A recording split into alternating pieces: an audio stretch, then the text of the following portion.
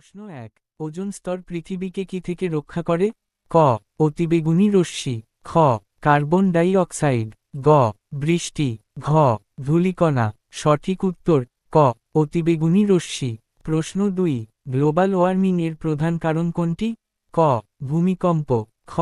Greenhouse gas, গ. বৃষ্টি, ঘ. মহাজাগতিক রশ্মি। সঠিক উত্তর খ. Greenhouse gas. প্রশ্ন ৩। বায়ু দূষণের একটি প্রধান উৎস কি? ক. বৃক্ষরোপণ, খ. শিল্প কারখানা, গ.